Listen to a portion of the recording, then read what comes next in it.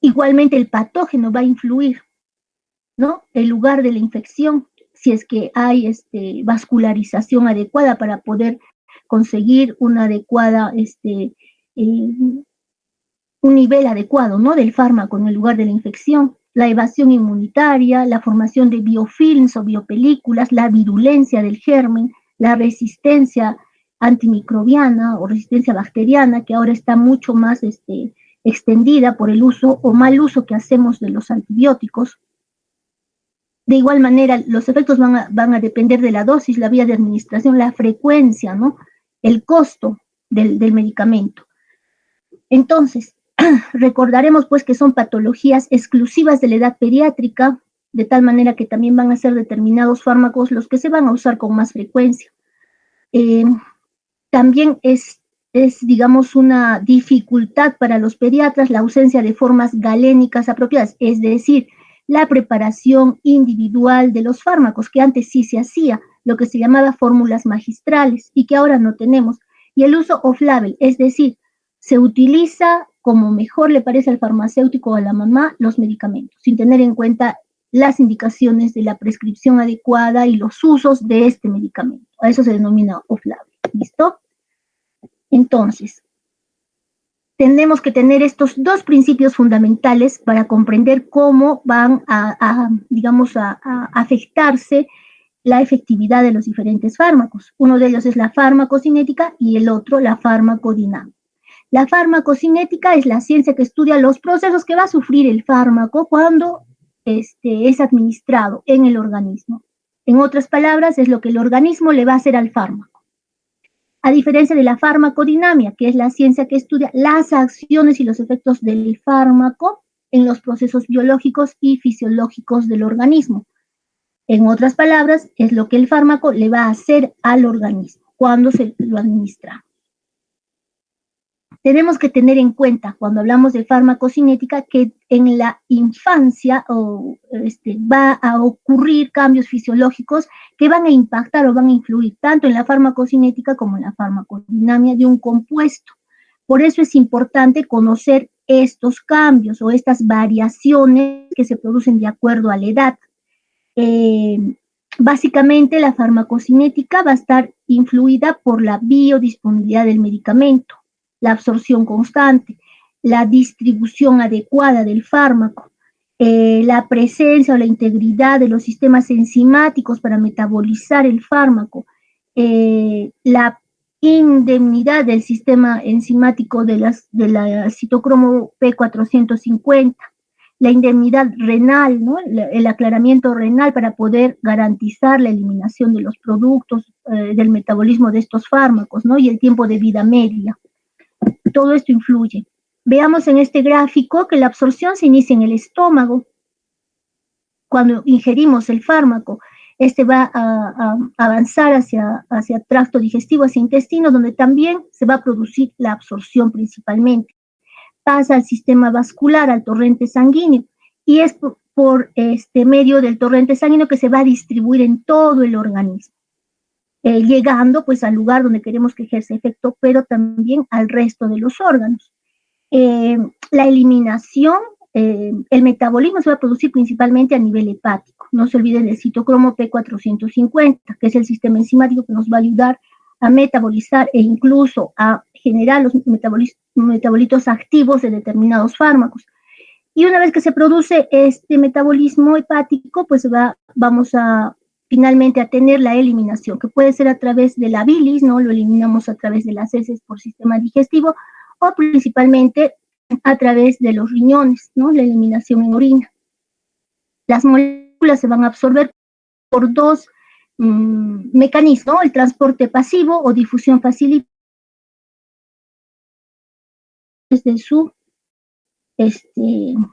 de su curso de farmacología, ¿no es cierto? La absorción. En la etapa pediátrica también la mayoría de los fármacos van a ser administrados por vía oral. Recuerden siempre eso. Tratamos de generar menos dolor o la menor cantidad de dolor en el paciente pediátrico.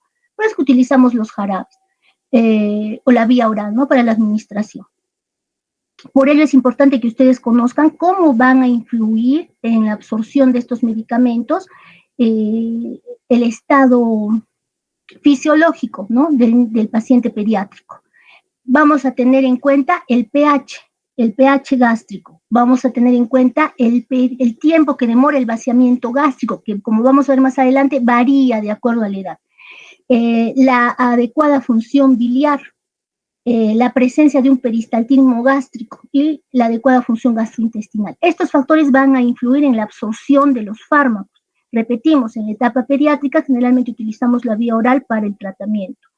Entonces, la biodisponibilidad se va a referir a la fracción del fármaco que se absorbe adecuadamente en la vía digestiva y que va a llegar, como hemos visto en el gráfico anterior, a la circulación sistémica.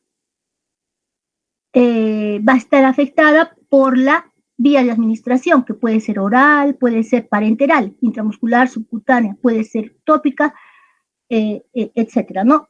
O puede ser directamente al torrente sanguíneo o como los fármacos quimioterápicos que usamos para la leucemia, directamente al líquido cefalorraquídeo. Y la biodisponibilidad del fármaco va a depender de la solubilidad y de la permeabilidad, ¿no?, del organismo. Entonces, ¿qué diferencias encontramos? Por ejemplo, cuando hablamos del pH gástrico, vamos a encontrar que en el recién nacido no se produce ácido clorhídrico o se produce muy poco. Por ende, el recién nacido va a tener un pH gástrico de 6 a 7, a diferencia del niño mayor, del adolescente o del adulto. Entonces, esto es un factor que influye en la absorción. De igual manera, si es prematuro, vamos a encontrar un pH mucho más alcalino, es decir, poca producción de ácido clorhídrico. El vaciamiento gástrico es un factor que también va a influir. Es muy irregular en el periodo neonatal, hasta los 6 a 8 meses, que recién se estabiliza más o menos el vaciamiento gástrico en unos 75 minutos aproximadamente. Es por ello que va a variar la velocidad de absorción. Va a ser más lenta la absorción en neonatos y en lactantes. A menor edad, los tiempos necesarios para alcanzar los niveles plasmáticos máximos serán más largos, ¿no? Entonces eso hay que tenerlo en cuenta. Por eso es que ustedes han visto que administramos algunos medicamentos en la etapa neonatal cada 12 horas, ¿no?, o cada 24 horas. De igual manera, la flora bacteriana intestinal va a influir en la absorción de algunos medicamentos. Se sabe que la colonización, cuando el parto se ha producido, se va a iniciar en las primeras horas de vida. Y también que la flora que ha colonizado el tracto digestivo va a participar en el metabolismo de algunos fármacos y también influye en la absorción de algunos fármacos. De igual manera, la función biliar. Algunos fármacos, los liposolubles, van a necesitar de la presencia de bilis, la cual es inmadura y es escasa, sobre todo en la etapa neonatal. ¿Listo? Esos factores son muy importantes y tienen que tenerlos en cuenta ustedes. De igual manera, la presencia de proteínas plasmáticas. Hay fármacos que tienen afinidad a las proteínas plasmáticas, de tal manera que cuando se unen a estas, forman moléculas más grandes, las cuales van a causar que no atraviesen membranas y de alguna manera dificultan que este fármaco, sobre todo cuando hablamos de repente de antibióticos, lleguen a la zona que necesita ser tratada. Por ejemplo, tenemos la cefosidima, que se une a proteínas aproximadamente en un 74 a 89%. A diferencia de otros fármacos, ¿no?, cuya unión a proteínas o afinidad por proteínas es mucho menor. Por ejemplo, la cefpiroma se une un 10% a las proteínas. Entonces, este fármaco va a difundir fácilmente a los tejidos, ¿no? Y vamos a tener una acción un poco mejor en comparación con las moléculas que se unen a proteínas plasmáticas. ¿Listo? Entonces acá, por ejemplo, tenemos, de acuerdo a la edad, en el neonato, en el infante y en el niño, va a haber variación de la cantidad de proteínas plasmáticas, de la cantidad de ácidos grasos libres, la bilirrubina no conjugada, etcétera, ¿no? Este es un cuadrito que nos da pues una idea de cómo las proteínas se van a unir a determinados fármacos de acuerdo a la edad, ¿no?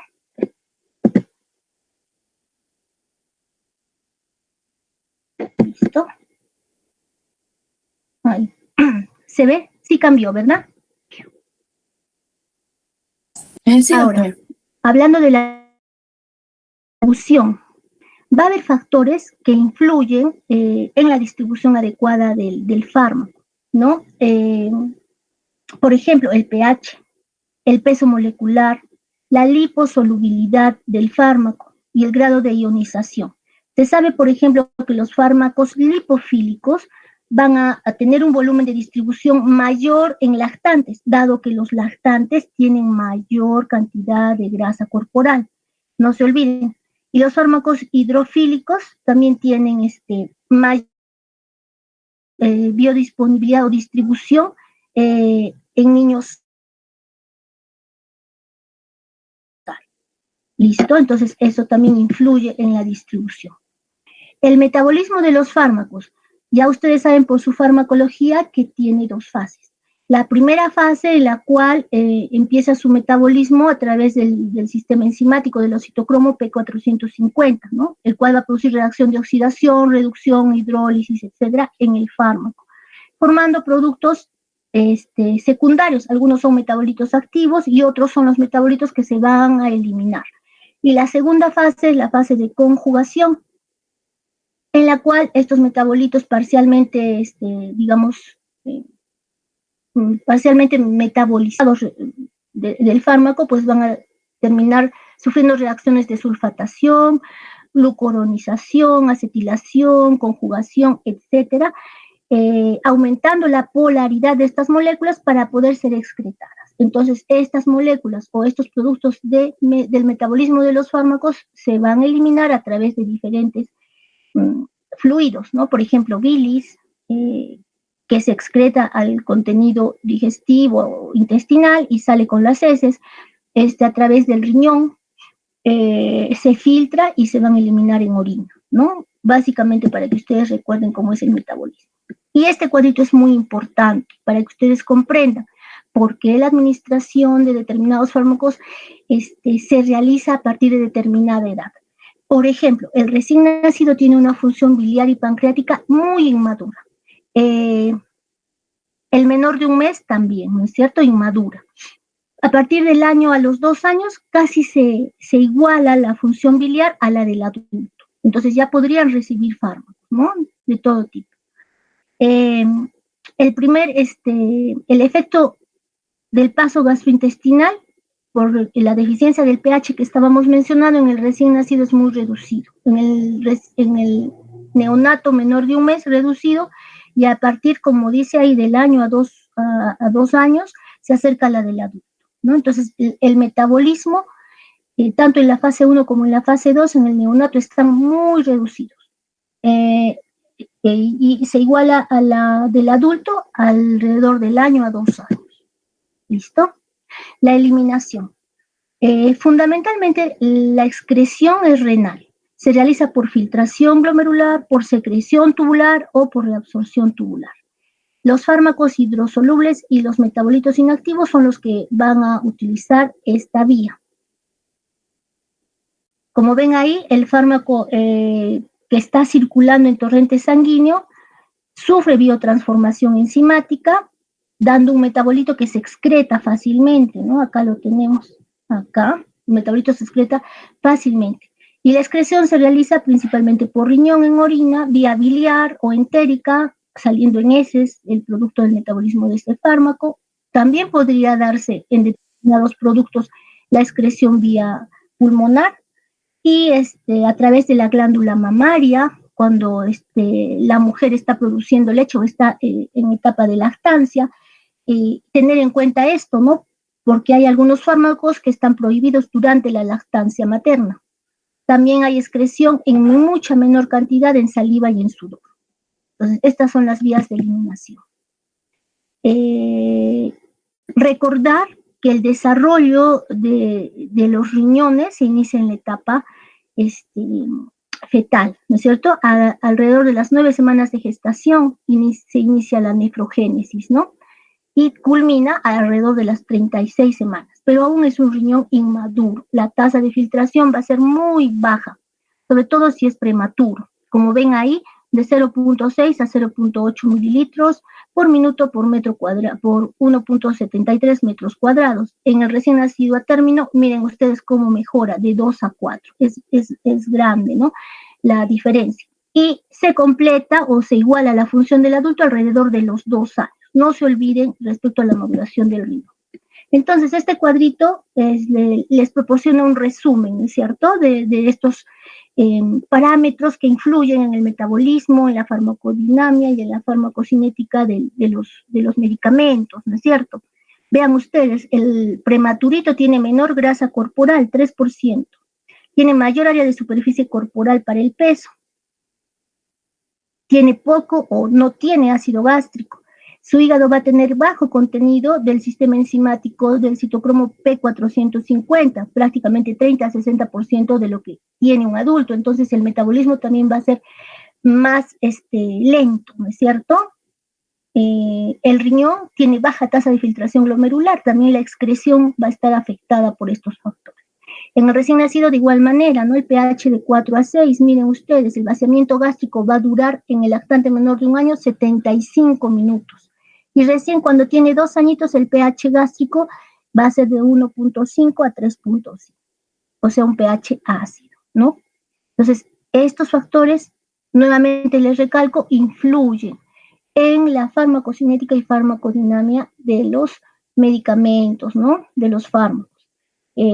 Por ende, nuevamente, un niño pequeño no es como un adulto chiquito y debe tener consideraciones especiales para la administración de todo tipo de medicamentos. Lo hacemos por kilo de peso y hay restricciones, si es neonato, si no es, si es lactante, hay restricciones de acuerdo a la edad.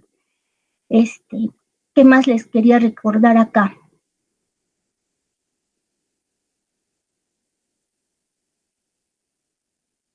Bueno, tener en cuenta las restricciones, factores que influyen en, digamos, la administración y eliminación, ¿no?, de los fármacos. Listo. Respecto a las vías de administración, en pediatría, les repetía, se trata de causar con menor frecuencia dolor en el niño. Y es por eso que utilizamos vía oral para administrar los diferentes medicamentos. También podemos utilizar vía endovenosa y la vía inhalatoria, que ustedes ya saben, ¿no? Patologías digestivas con deshidratación, pues utilizamos una vía endovenosa y por ahí administramos los medicamentos. Y patologías respiratorias, como por ejemplo el asma, pues podemos utilizar con frecuencia también la vía inhalatoria. Se utilizan con regularidad la vía tópica ocular, la vía intraósea, básicamente niños hospitalizados que no podemos conseguir acceso a una vía endovenosa, la vía intramuscular, la vía rectal y la vía subcutánea. Y los menos utilizados pues son la vía intradérmica, la vía óptica y la vía vaginal. En la etapa pediátrica son los que menos se utilizan. No olvidemos. Entonces, respecto a los medicamentos, los que más, el grupo que vamos a ver ahora, el grupo de medicamentos que vamos a ver ahora, es que son los AINES y analgésicos, pues son los medicamentos que se utilizan con bastante frecuencia en la etapa pediátrica. Dentro de estos tenemos paracetamol, la dipirona o metamizol, tenemos el ibuprofeno, que lo utilizamos con mucha frecuencia, diclofenaco también, y en pacientes con problemas especiales, pues utilizamos morfina, codeína, ketorolaco, ¿no? Y diclofenaco. Entonces, el grupo de AINES, que sí forma parte del grupo de medicamentos que se utilizan con frecuencia. Por eso es que ustedes deben conocer qué son, cómo funcionan, a pesar de que ya lo deben saber por su farmacología, ¿no? Entonces, empezaremos. Los antiinflamatorios y analgésicos, no esteroideos o AINES, pues son un grupo de medicamentos que van a tener como mecanismo de acción el bloqueo de la ciclooxigenasa, de la enzima ciclooxigenasa. Generalmente, bueno, no son selectivos y el objetivo de estos AINES es evitar la formación de prostaglandinas. Ya sabemos que las prostaglandinas lo que hacen es producir fiebre, producir inflamación secundaria a un proceso inflamatorio, ¿no es cierto? Se conoce que existen dos tipos, la ciclooxigenasa tipo 1, que es producida fisiológicamente, está presente en la mucosa intestinal de duodeno, también en las plaquetas, y la ciclooxigenasa 2, que es la que se produce inflamación. Está presente en riñones, en sistema nervioso central, en endotelio, en estómago, en próstata y en ovarios. Vean ustedes este cuadrito. Cuando nosotros tenemos una lesión, como se ve acá, las células van a liberar ácido araquidónico. Este ácido araquidónico, por acción de la enzima prostaglandina sintetasa, que tiene dos formas, la COX-1 y la COX-2, pues se va a convertir en prostaglandinas, prostaciclinas, tromboxano. ¿Cuáles son los efectos secundarios? Inflamación, fiebre, dolor, incomodidad, sobre todo en la etapa pediátrica. Entonces, es aquí donde actúan los AINES, ¿no? Evitando de que esta enzima convierte el ácido araquidónico en prostaglandinas, prostaciclinas y tromboxanos. ¿Listo? Entonces, aquí tenemos el grupo de AINES no selectivos, es decir, actúan en general sobre las ciclooxigenasas, ¿no? Dentro de estos están la aspirina, el ibuprofeno, el naproxeno, el ketoprofeno, diclofenaco, ketorolaco, piroxicam, meloxicam. Los selectivos de la ciclooxigenasa tipo 2 están el celecoxib, etolcoxib, nimesulide. Y se descubrió una COX-3, no sé si ustedes han leído al respecto, que no tiene que ver con inflamación, más sí con la fiebre. Y para esta COX-3, pues se utiliza el acetaminofén, que es el paracetamol, ¿no es cierto? Entonces inhibe específicamente la COX-3, evitando que haya fiebre. Listo. Dentro de los principales AINES o los más conocidos están los salicilatos, o también conocida como aspirina o ácido acetilsalicílico. El mecanismo de acción del ácido acetilsalicílico es interferir con la síntesis de prostaglandinas. Inhibe de forma irreversible la ciclooxigenasa y actúan sobre el ácido araquidónico. La dosis de la aspirina, ¿no?, es de 10 a 15 miligramos por kilo por dosis. Cada 4 a 6 horas se puede utilizar. Y como antiinflamatorio, 100 miligramos por kilo cada 4 a 6 horas vía oral. Las tabletitas vienen de 100, de 500, pero también existe ácido acetilsalicílico de 80, ¿no?, que se utiliza para pacientes cardíacos, ¿no?, para prevención de trombosis, ¿no?, en pacientes coronarios. Las indicaciones del ácido acetilsalicílico, pues es como antipirético, como antiinflamatorio, sobre todo como antiagregante plaquetario. Lo utilizamos para determinadas patologías como por ejemplo síndrome de Kawasaki. Se utiliza en la etapa pediátrica. Está contraindicado cuando el paciente tiene alergia al medicamento o reacciones de hipersensibilidad en casos de hemofilia y en casos de úlcera péptica activa o con sangrado gastrointestinal. Las reacciones secundarias son pues hemorragia, ¿no? Se complican con hemorragias, y en la etapa pediátrica existe una complicación muy temida que es el síndrome de Reye, ¿no?, que se produce cuando lo administramos en pacientes que tienen varicela, e incluso se dice que pacientes que pueden haber tenido influenza o alguna infección de tipo viral y que se les administra concomitantemente la aspirina, pues van a desarrollar este síndrome de Reye, ¿no?, que es un cuadro muy temido y muy delicado, muy grave, ¿no? Luego, tenemos al acetaminofén o paracetamol. Es uno de los AINES más conocidos y más usados en la etapa pediátrica. El mecanismo de acción es interferir con la síntesis de prostaglandinas, inhibe de forma irreversible la ciclooxigenasa, y sobre todo se utiliza en la etapa neonatal, ¿no? En los menores de 6 meses, de preferencia, utilizamos paracetamol o acetaminofén. La dosis ya ustedes la conocen, de 10 a 15 miligramos kilodosis. Lo podemos administrar cada 6 horas o cada 8 horas.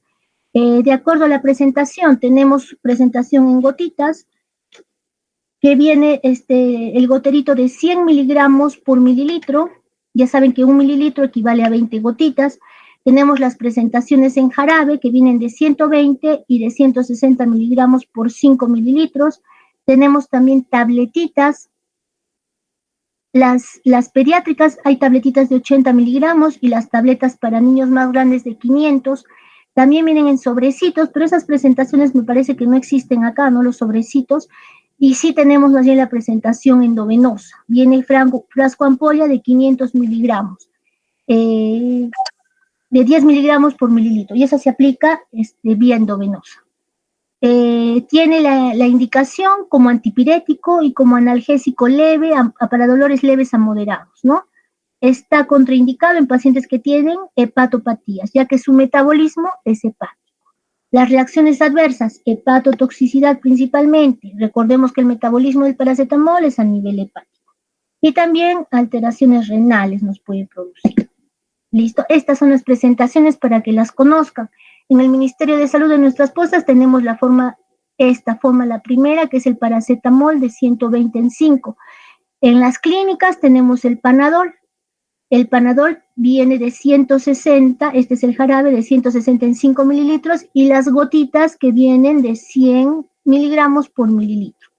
Tenemos estas tabletitas como Panadol de 80 miligramos para la etapa pediátrica, y también viene la presentación de 500 para el niño más grande. Y tenemos la presentación endovenosa, ¿no? La dosis máxima es de 4 gramos por día. No debe superarse esta dosis. Listo. Y también viene obviamente combinado con otro tipo de fármacos como la clorfenamina, ¿no? En forma de trioval, en gotitas. Listo. El ibuprofeno es otro de los AINES más utilizado. El mecanismo de acción es inhibir la prostaglandina sintetasa. Tener en cuenta que este medicamento se utiliza en niños mayores de 6 meses. ¿Listo? La dosis de 5 a 10 miligramos kilodosis se puede dar cada 6 horas o cada 8 horas. La presentación viene en jarabito, de 100 miligramos en 5 mililitros. Desde hace 2 años tenemos la presentación como Doloral de 200 miligramos en 5 mililitros. Y también viene en tabletitas de 200, de 400 y de 800 miligramos. Se indica como analgésico para dolores leves a moderados y también como antiinflamatorio y como antipirético.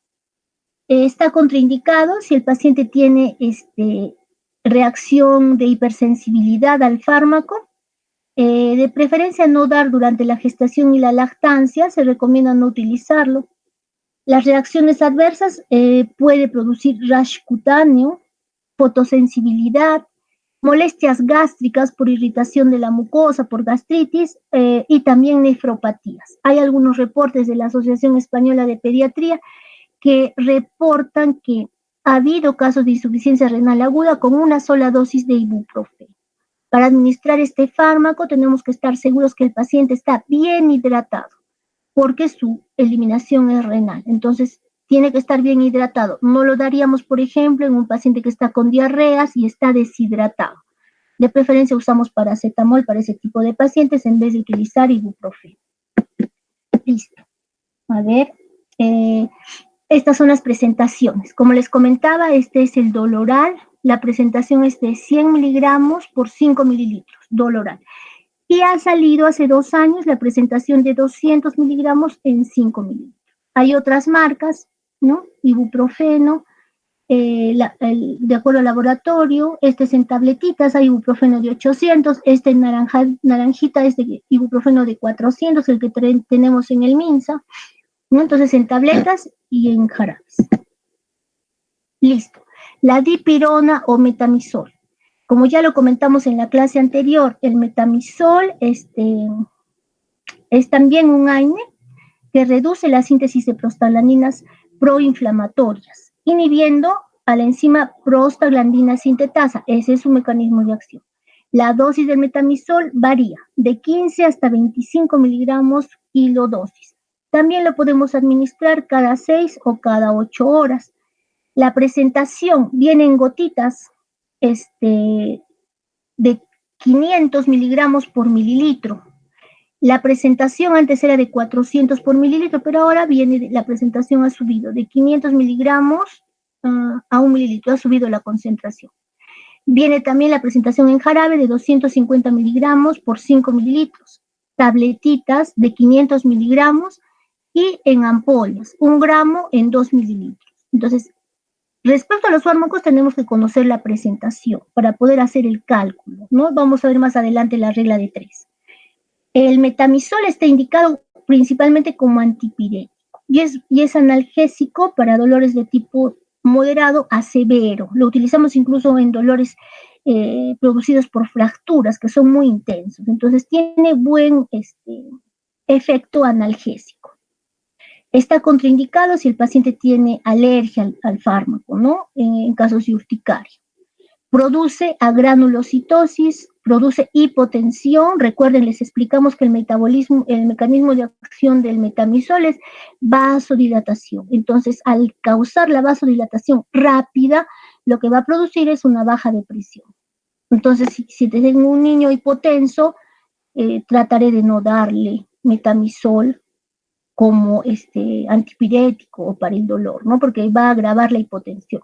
En casos de que esté hipovolémico o con un shock hipovolémico, ¿no? O deshidratado, pues de preferencia no utilizarlo porque va a agravar la hipotensión.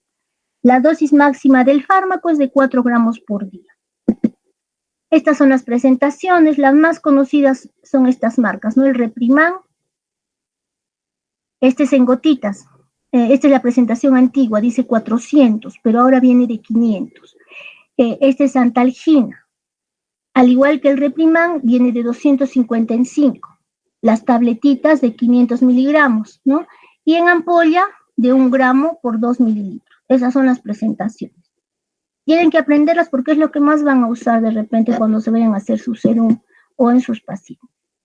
El diclofenaco es otro AINE. Su mecanismo de acción es inhibir las vías de las ciclooxigenasas COX-1 y COX-2. Inhibe también la prostaglandina sintetasa, ¿no es cierto? La dosis de 1 a 3 miligramos por kilo por día. Lo podemos administrar cada 8 horas. Las presentaciones vienen para vía oral, intramuscular y también endovenosa. El jarabito viene de 9 miligramos por 5 mililitros. Vienen tabletitas de 50 y de 100 miligramos. La ampollita nos trae también 50 miligramos a 75 miligramos por 3 mililitros. Y también vamos a tener la presentación en gel y en gotas. El famoso Voltaren, no sé si lo conocen, ¿no? En gel.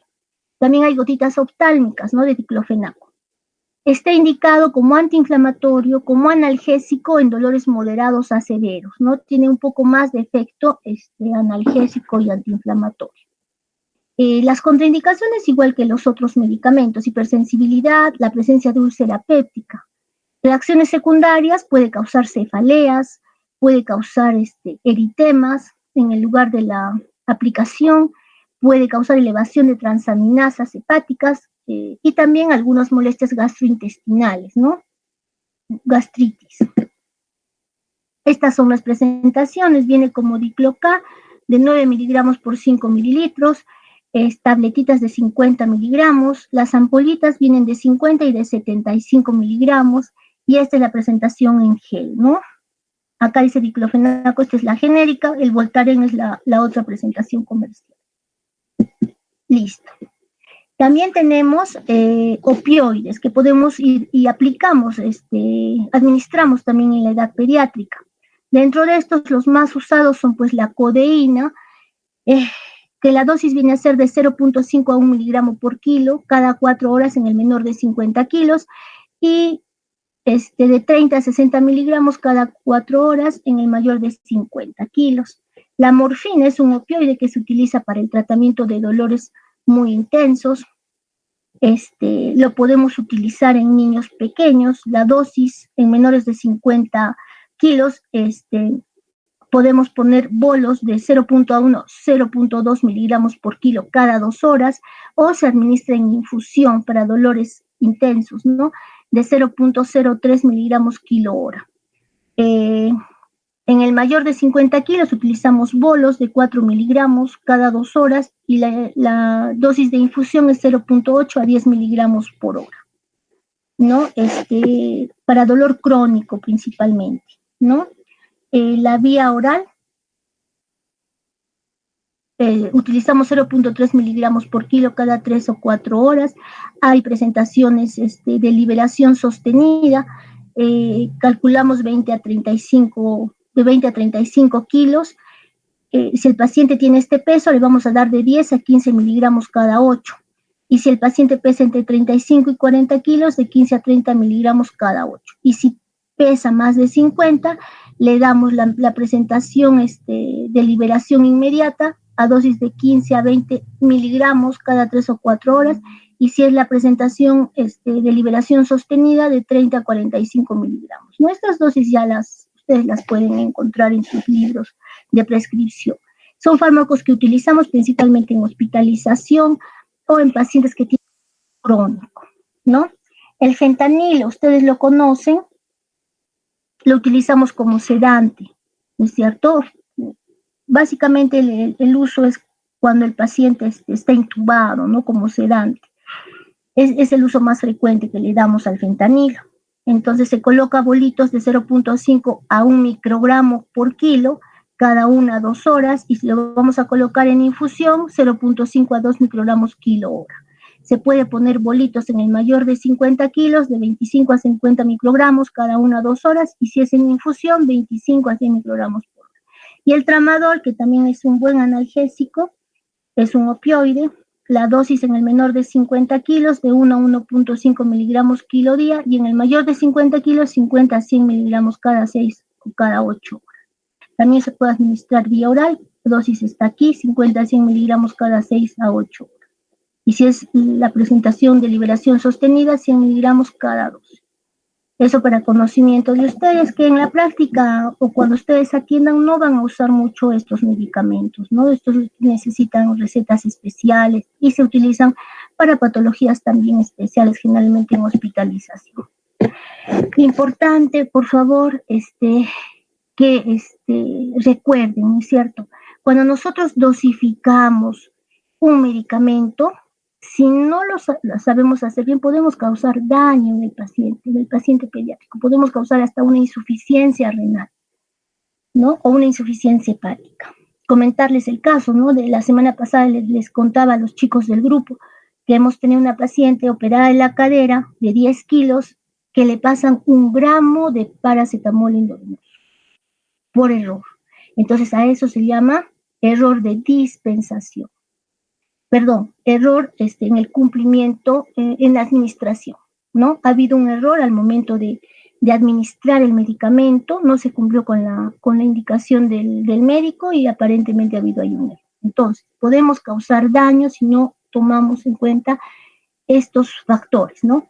Al momento de prescribir, tener en cuenta el peso, tener en cuenta la edad, tener en cuenta que cada fármaco tiene su indicación y su contraindicación. Entonces, cuando ustedes llevan el curso de farmacología, ya ustedes saben qué medicamento está contraindicado, por ejemplo, en el menor de 6 meses o en el menor de 1 año, o qué medicamento lo puedo administrar a partir de los 2 años. Entonces, si nosotros no tenemos eso en cuenta, podemos cometer errores de prescripción, es decir, estoy indicando mal de repente la dosis, de repente el fármaco que no debo administrarle a un menor de 6 meses se lo estoy dando y en una dosis que no es la correcta. Error de dispensación, por la similitud en los nombres de algunos fármacos, por ejemplo, metimazol con metamisol, podemos cometer errores al momento de entregar el fármaco. Entonces, ¿qué tenemos que hacer? Escribir con letra clara la receta. No se olvide. La persona que va a leer la receta puede confundir por la similitud en el nombre de determinados fármacos la medicación y administrar un medicamento por otro. Entonces, escribir claramente la receta para evitar los errores de dispensación, es decir, que me den un fármaco por otro. Error en la administración. Esto generalmente pues se comete por error al momento de dar la medicación. El padre no entiende bien, no sabe qué es una cuchara, no sabe calcular adecuadamente el fármaco, o bien la enfermera se equivoca al momento de hacer las diluciones, y eso constituye pues un error de administración que también puede causar daño irreversible, un daño grave en el paciente pediátrico, en el niño pequeño sobre todo. Y error en el cumplimiento, es decir, le indicamos al padre, se debe dar cada 6 horas y el papá le da cuando se acuerda, 1 vez al día, 2 veces al día, que nos va a crear, cuando hablamos, por ejemplo, de antibióticos, resistencia bacteriana.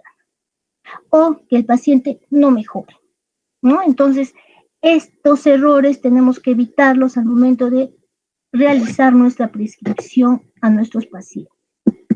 ¿Listo? Y entonces, ¿cómo administramos los medicamentos en etapa pediátrica?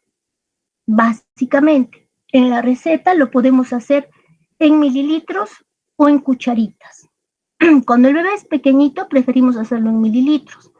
Para que ustedes entiendan las equivalencias, la cucharita de té, la pequeña, equivale a 5 mililitros. La cuchara sopera, la grande, o cucharada, equivale a 15 mililitros. Cuando utilizamos medicamentos en gotitas, recuerden siempre para hacer el cálculo que 1 mililitro equivale a 20 gotitas.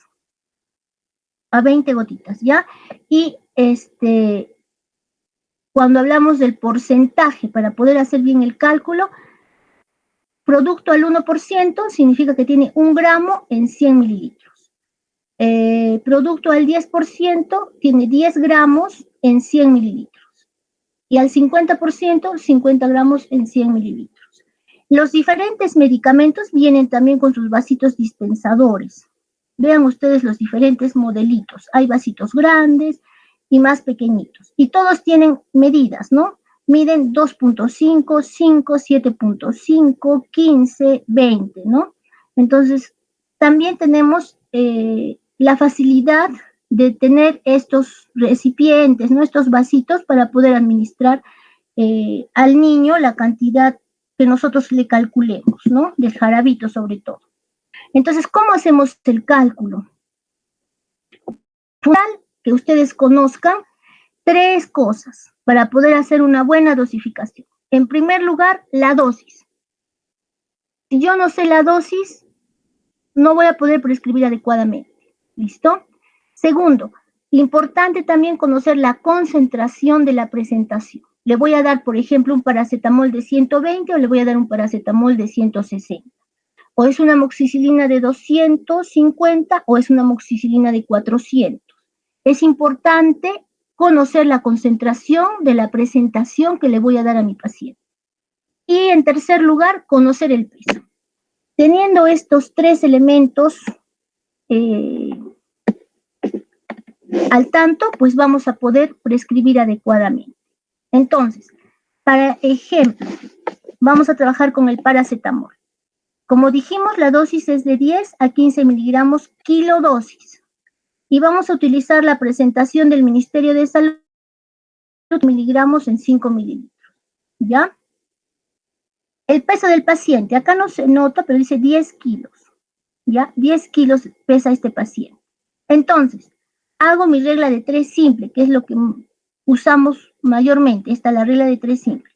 El paciente pesa 10 kilos, como dice aquí, 10 kilos, multiplico por 15, que va a ser la dosis de paracetamol, me va a salir 150 miligramos. Esa es la dosis que debiera darle a mi paciente para bajarle la fiebre. Entonces, si mi presentación trae 120 miligramos en 5 mililitros, como dice acá, y yo quiero darle a mi paciente 150, ¿cuánto me sale? Hago mi regla de 3 simple, 150 por 5 entre 120, y me sale 6.2 mililitros, ¿no? ¿Qué es lo que le voy a administrar? Entonces le diré a la mamá, le va a administrar 6 mililitros cada 8 horas, ¿no? Entonces esa es la regla de 3 simple que utilizamos para prácticamente todos los medicamentos. Y hay otra forma, que es a la inversa, ¿no? Con presentación a la inversa. ¿Cómo así? Igual, tengo mi paciente de 10 kilos, tengo la dosis del fármaco, tengo la presentación, y esta fórmula se realiza así, ¿no?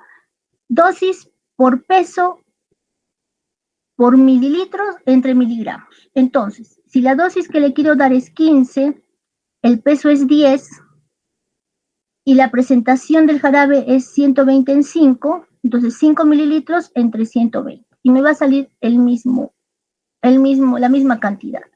¿No? Esas son 2 formas de calcular. Entre las 2, la que más usamos es la regla de 3, me parece que es la más fácil para que ustedes no se confundan. ¿No es cierto?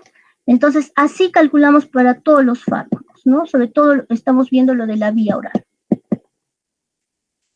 Listo, chicos. Entonces, si hubiera alguna duda, alguna pregunta, los escucho.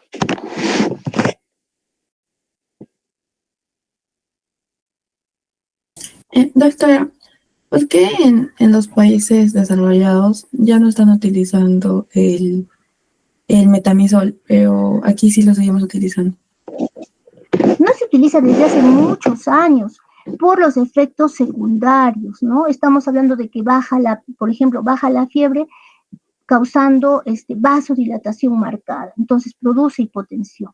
Por otro lado, se ha visto otros efectos como, por ejemplo, lo aplicamos intramuscular cerca de un vaso sanguíneo, cerca de una arteria y produce el famoso síndrome de Nicolau, que necrosa el miembro inferior, ¿no? Entonces, por sus efectos secundarios, no los utilizan.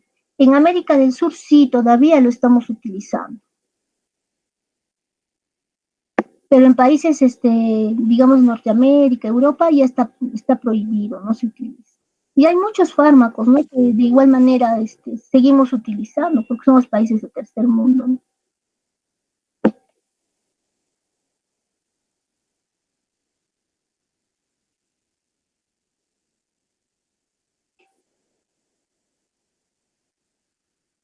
Entonces ya están preparados para poder prescribir sus medicamentos. Doctora, en el caso de que la dosis sea como en el ejercicio se lo dé 6 mililitros, lo recomendable sería darle a la mamá una jeringa, ¿verdad? O se le dice que tiene que darle una cucharita, porque si en la cucharita son solo 5, sería una subdosis. Claro, nosotros tenemos que explicarle a la mamita de que 6 mililitros es una cucharita y un poquito más, ¿no? Entonces, si conoces la cucharita, vas a ver que tiene marquitas.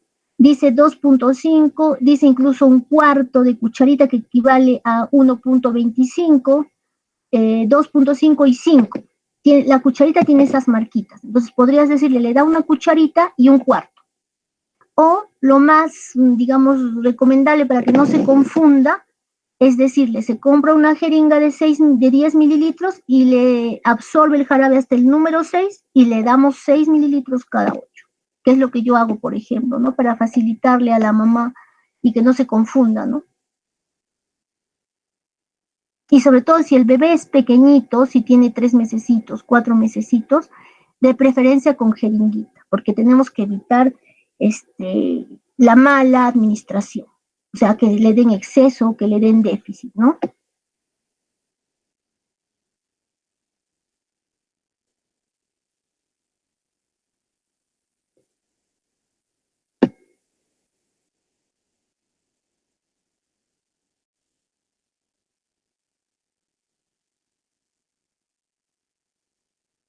¿Alguna otra pregunta? Y aquí les van a venir sus preguntas del examen.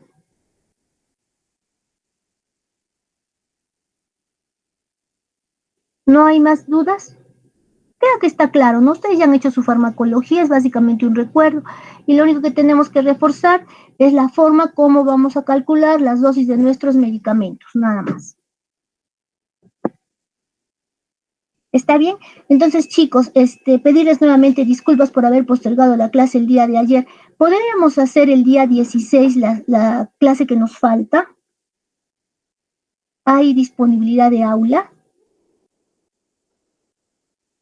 Le confirmo, doctora. Mañana puede ser. Sí, me confirmas. El día martes 16 yo tengo disponible a partir del mediodía. Entonces podríamos hacerla a las 12, a las 12:30. Ustedes me avisan. Y sí es importante porque es antibióticos, me parece, ¿verdad?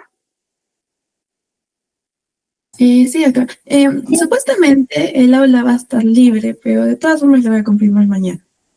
Sí, me confirmas y ya con eso salimos digamos, de todas las clases, ya se preparan.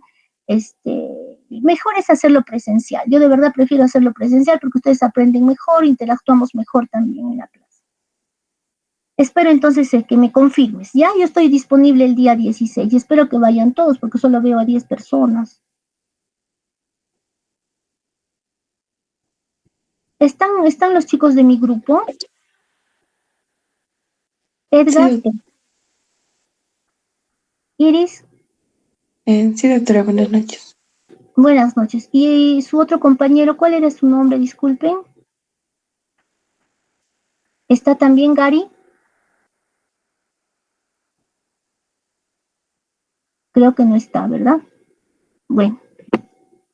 Bueno, chicos, gracias. No les quito más tiempo. Espero que hayamos aprendido. Les repito, básicamente el recuerdo de lo que es farmacología para que entiendan cómo funcionan o cómo actúan, cuál es el mecanismo de acción y cuáles son los factores que lo afectan y la forma como deben calcular la prescripción adecuada. ¿Listo? Cualquier duda, estamos en contacto. Nos vemos entonces el martes. Ojalá que sea factible, María. Estamos en contacto. Gracias. Buenas noches. Buenas noches, doctora. Gracias. Buenas noches, chicos. Hasta luego.